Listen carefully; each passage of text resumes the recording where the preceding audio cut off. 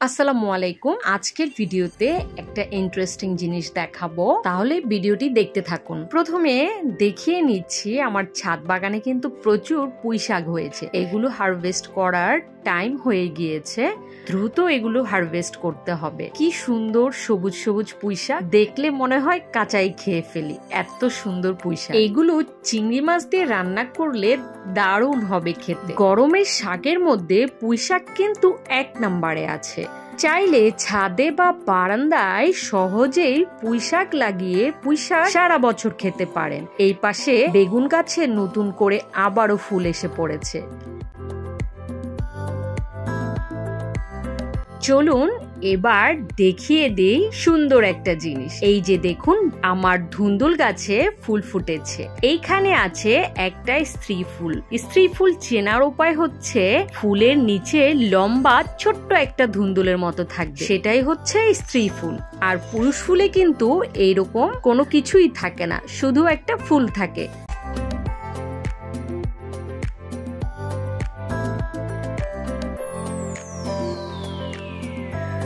এই যে এই পাশে হচ্ছে একটা পুরুষ ফুল। দেখুন, এই ফুলটার পেছনের দিকে কিন্তু কোনো লম্বা বা ধুন্দুলের শেপের কোনো কিছু নাই, তার মানে এটা হচ্ছে পুরুষ ফুল। এখন এই ফুলটা আমি ছিঁড়ে নিলাম। ছিঁড়ে গাছে যে স্ত্রী ফুলটা আছে সেই ফুলটার সাথে এই ফুলটার এইভাবে একটু ছুঁয়ে দিলাম। পুরুষ ফুলের যে রেণুগুলো আছে সেই রেণুগুলোর সাথে স্ত্রী ফুলটা গর্ভাশয়ে ছুঁয়ে দিলে এটা কিন্তু পরাগায়ন হয়ে যাবে। তার ফলে কি হবে? তার ফলে এখান থেকে ধুন্দুল পাওয়ার সম্ভাবনাটা অনেকটা বেড়ে যায়। মানে এটা পরাগায়ন হয়ে গেলে ধুন্দুলটা টিকে যাওয়ার সম্ভাবনা বেড়ে যায়, নষ্ট হওয়ার চান্স একদম কমে যায়।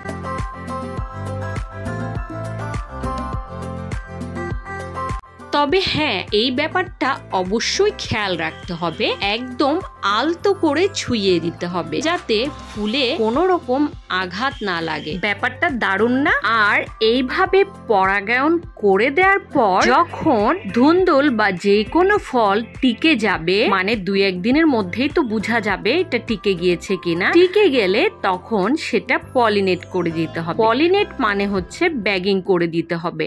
আর ব্যাগিং যদি করতে না চান তাহলে অবশ্যই মাছি পোকার ফাঁদ ব্যবহার করবে, না হয় পোকা ফল ছিদ্র করে নষ্ট করে ফেলবে। ভিডিওটি ভালো লাগলে সাবস্ক্রাইব করতে ভুলবেন না। আল্লাহ হাফেজ।